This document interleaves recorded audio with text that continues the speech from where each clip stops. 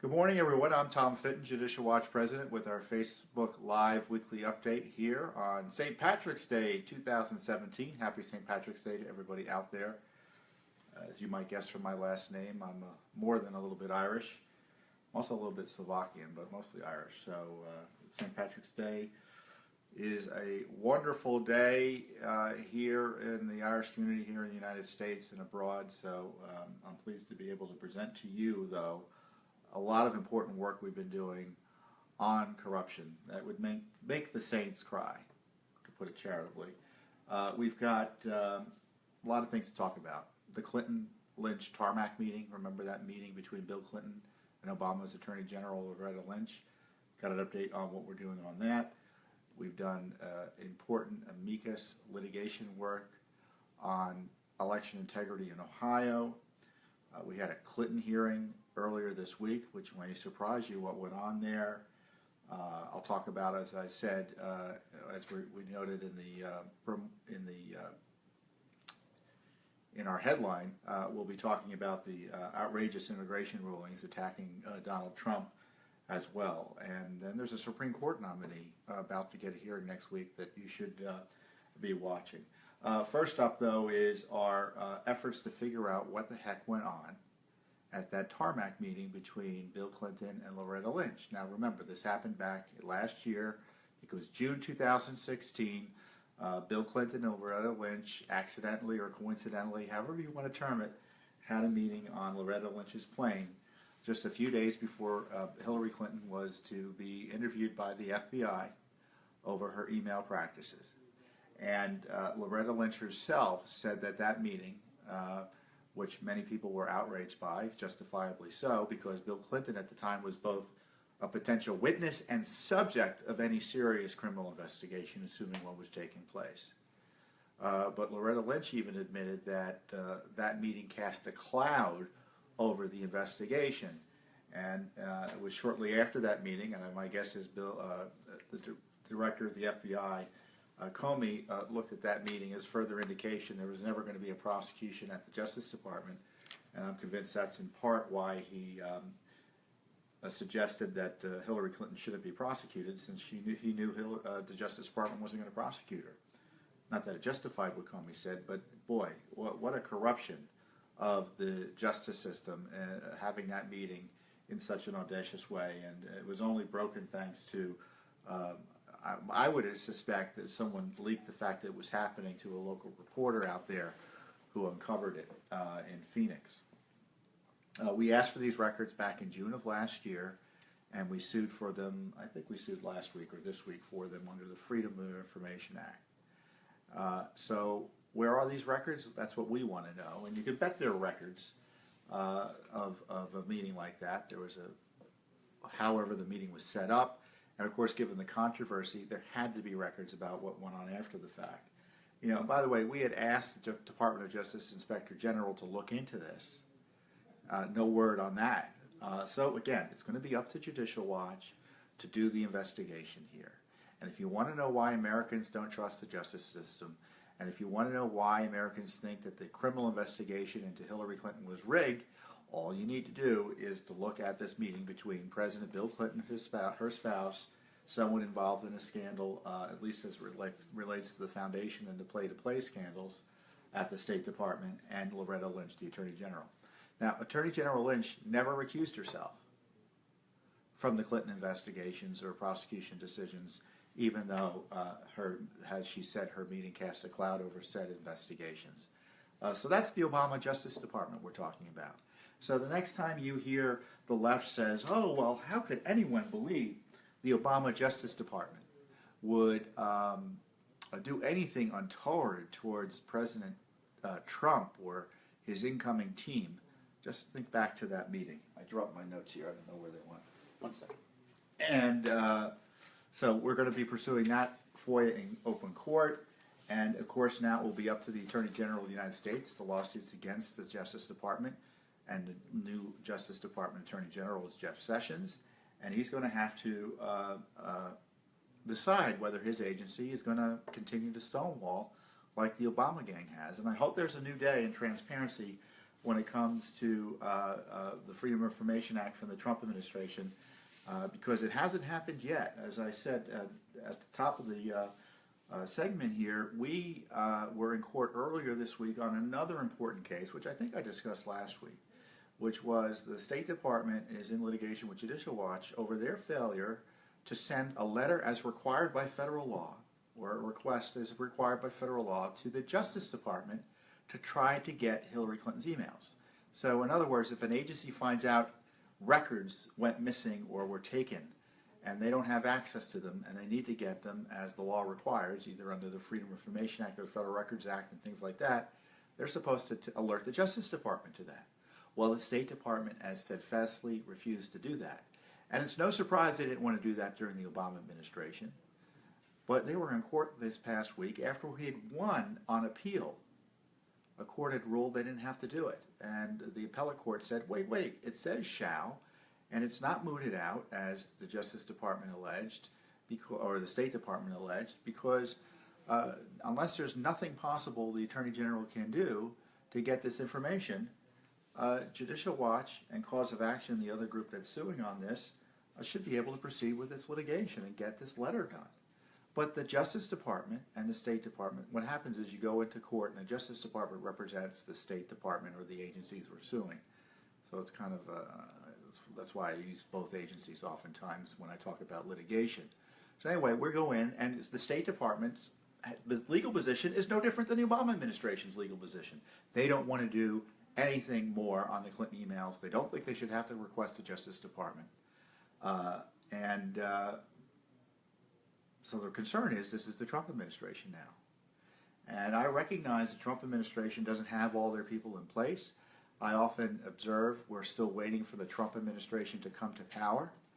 But during this transitional period, and I hope it's a transitional period, I hope this doesn't become the policy of the administration over the long haul, we're facing the same set of legal positions that the Obama administration had on key transparency issues, which is the legal positions tend to be obstructionist, make Judicial Watch wait forever and a day for get records, and just stonewall everything and make us fight tooth and nail in court just to get the time of day from these agencies. Unfortunately, nothing's changed during the Trump administration. So let's hope that does change, and we're trying to get it changed, and we're hopeful that some folks in the White House and the Justice Department and the agencies finally take notice to say, hey, we got to start enforcing the Freedom of Information Act the way we're enforcing our immigration laws finally. Let's start enforcing the rule of law on transparency. And, you know, that goes for this issue, Clinton emails. That goes for the Russia scandal, because President Trump has it within his power to release all these records to uncover who illicitly leaked and should be prosecuted I think the records will show who illicitly leaked, illegally leaked, I shouldn't say illicitly, that's even too kind a word, illegally leaked the surveillance of the Trump operation. And I think this power is something the president has to take advantage of, and his agencies need to start paying attention to the public interest in getting this information out. And no matter what the administration does, and this is what I love about Judicial Watch, we're going to be in court pushing for disclosures. So we're hoping to get a little help from those in the government finally who might believe in the rule of law. But even if they're too busy, or frankly they don't feel like doing anything, or maybe obstruct us, we're still going to be in court. So it's going to come out one way or another, however difficult it may be. Secondly, the voter fraud crisis, the voter integrity crisis that we've been talking about. We had a great panel discussion on it a few weeks ago, which is available on Facebook Live and on YouTube and such. We haven't slowed down a bit on this. We've got a lot of things planned, but one of our key cases on this occurred back in 2012, where we uncovered that many states had more people on the rolls than they had registered to vote. Think about that. More people on the rolls than were registered, than were eligible to vote, in their jurisdictions. So that means they had dead people on the rolls, or people who moved away, or people who were registered in more than one place. And it shows you they weren't taking the steps required under federal law, which means, the quick summary of the federal law is that states have to take reasonable steps to clean up their voter rolls. And so we sued Ohio and Indiana over that. And those were the first private lawsuits enforcing that law because, as you might imagine, the Obama administration likes dirty voting rolls. The left likes the ability to be able to steal elections. So it was Judicial Watch who had to do the work of the government. And but of course, we did get a settlement with Ohio, which ended the lawsuit, and which required, I think Ohio did one additional mailing to voters or registered voters to ascertain whether they were still there or not. That's all. Of course, the left didn't even like that. So they sued in Ohio, and they challenged some of the good things we were able to accomplish as a result of our litigation. And long story short now is the left has won, at least at the appellate court level. Now it's going to be up to the Supreme Court whether they're going to enforce the rule of law here, and that's why we filed a petition, amicus curiae brief in support of the effort to appeal for Ohio. The Sixth Circuit is the circuit that took care of this case. It was a 2-1 ruling, so there was a split. And so, again, this is the left attacking Ohio over its efforts to clean up the rolls. You had federal courts get in the way of efforts to clean up the rolls. The rolls aren't perfect, by the way. And now it's going to be up to the Supreme Court to hopefully vindicate the right of Ohio to take these sensible steps to clean up the rolls. But it was Judicial Watch that was in the middle of this fight to begin with, and we're hoping the Supreme Court pays attention to our amicus brief. And you know, it's a real issue because, and this is something you may not know, but wasn't just in Ohio and Indiana. The states across the country had this problem, and many of them still have it. I mean, in California, I don't think they take anyone off the rolls. You just show up. You could have been. You may not have voted in 15 years. You show up, and you can vote. And it's even worse if these states don't have voter ID. So if you know someone is dead, you can show up and say, "I'm that dead person," and vote, or request an absentee ballot in that dead person's name and vote. I mean, there are all sorts of opportunities for fraud as a result of having dirty voter rolls. Dirty voter rolls mean dirty elections. And once again, the left is on the side of dirty elections here. And so, you know, the law at issue here is the National Voter Registration Act, and there are two components. There's the, it's typically known as the Motor Voter Bill, where you get to register to vote when you get a driver's license, and of course the left likes the idea of any public service giving you the opportunity to register to vote. So if you go in for food stamps and things like that, they often also encourage you to register to vote. And the compromise was, okay, we'll have that provision of the law where everyone gets registered, or there's this opportunity for fraud because so many people are getting registered by the government. But the states also need to take reasonable steps to make sure the rolls are being cleaned. Well, guess which part of the law the left wants enforced? Only the registration part. They don't want to enforce the cleanup part. And that's where Judicial Watch has been taking key steps. And we're going to be doing more of that work this year. And so we may be coming to a state near you. But track us here on Facebook and on the internet, on our website for more on that. The immigration rulings. Almost forgot. Terrible immigration rulings. You had actually a few judges in the Ninth Circuit highlight the fact that, hey, to their colleagues, let's not go overboard with this anti-Trump stuff. Put the fact you don't like President Trump aside, or the fact you disagree with his policy aside, in your rulings. And we had a terrible ruling, for instance, out of Hawaii, which knocked back President Trump's latest iteration of his executive order, temporarily pausing immigration from terror-controlled countries, more or less, in the Middle East. And the U.S. District Court judge in Hawaii, an Obama appointee, said Hawaii had had standing because there were Hawaiians who might be offended by this. If you think I'm exaggerating, read the ruling. He also said the individual might have, that Hawaii might also have standing because there were 70 less tourists from Hawaii in January of this year than January of last year. 70. I mean, I went back and read that passage 3 or 4 times because I couldn't believe it. And then he suggested that it was because President Trump doesn't like Muslims that he couldn't keep terrorists out of the country. I mean, that's generally speaking what the ruling has practically impacted the immigration policy as, meaning no one can be stopped from coming in, practically speaking, because President Trump is alleged, using pretty weak arguments, to not like Muslims. President Trump doesn't like Islamic jihadists, and he recognizes it's hard to keep straight who's a bad guy and a good guy in the Muslim community, especially in these countries where terrorism is running amok. And so we need to have a process in place to make sure we can figure out who the good guys and bad guys are. And the judges want no part of that.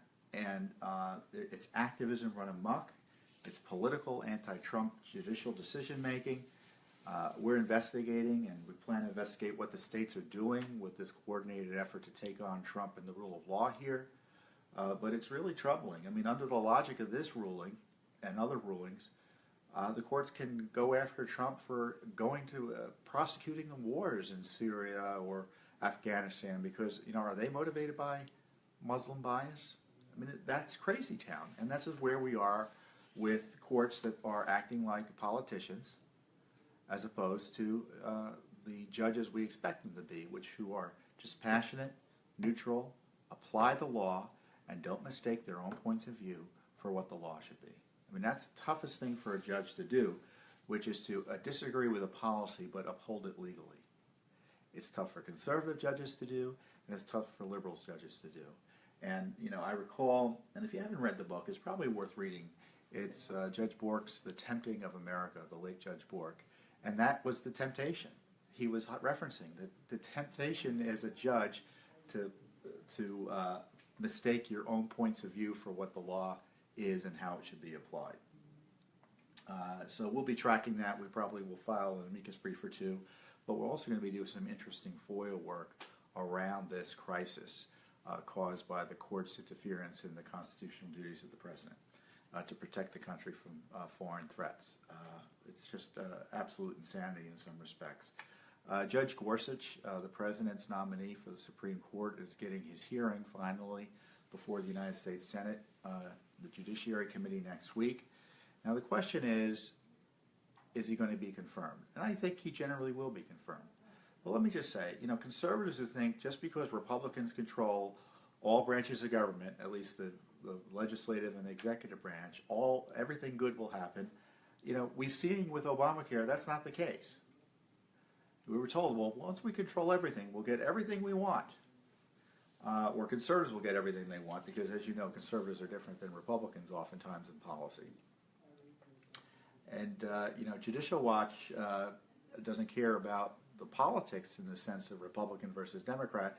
We just want judges on the court who aren't politicians, who are going to apply the rule of law as opposed to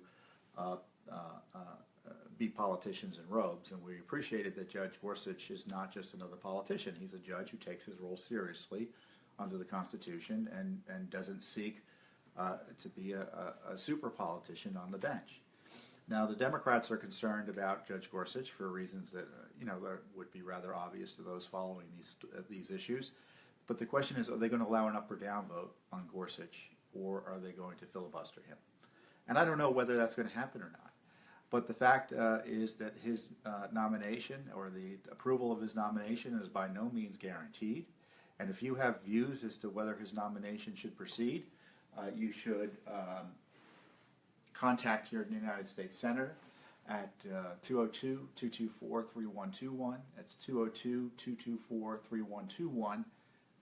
And that will give you the U.S. Capitol operator, and you should talk to your senator's offices about how you feel about Judge Gorsuch and, frankly, how the nomination processes are proceeding in the Senate generally. I talked earlier about we're still waiting for the Trump administration to come to power. He still has a few cabinet officials that haven't been approved for no good reason. There are hundreds of lower-level officials that have to go through confirmation by the United States Senate. And at this rate, he won't get any of those folks approved until, as I jokingly say, the Chelsea Clinton administration. I mean, it will take that long. So there's a real crisis caused by the Senate's failure to move quickly, and it's partisan. The Democrats are doing what they can as a minority party. And some of it is on President Trump in the sense he should increase the pressure on the Senate by getting more nominees forward more quickly, because he hasn't made all the nominees he needs to make yet. He's behind on that, and so it's a big issue, and it's something to track. And it has consequences because they only have a few people at all of these agencies. And I was telling a reporter the other day, Jeff Sessions, I'm sure there's only, he doesn't have the top deputy under him confirmed yet. And as you know, the bureaucracies, we talk about the deep state, the alt government, these bureaucracies hate Trump, they hate conservatism, they hate reform, they don't want to see their budgets cut, they don't want to see their expansive powers under the massive administrative state curtailed. And so the few Trump appointees in these agencies, to the degree they're good, not all of them are good, some of them are better than others, but the good ones, they're like riding tigers that want to devour them. That's what the bureaucracies are like. And so until we get enough political appointees there that share our values, we have to be sure they share our values. And just because the president nominates them doesn't mean they're always the best person. And doesn't mean they don't need pressure even to do the right thing if they are good people. But we certainly need representatives of the elected president of the United States in the administrative agencies if we're going to have self-governance in this country. And we don't right now, and it's a real crisis because there's been no other presidency, I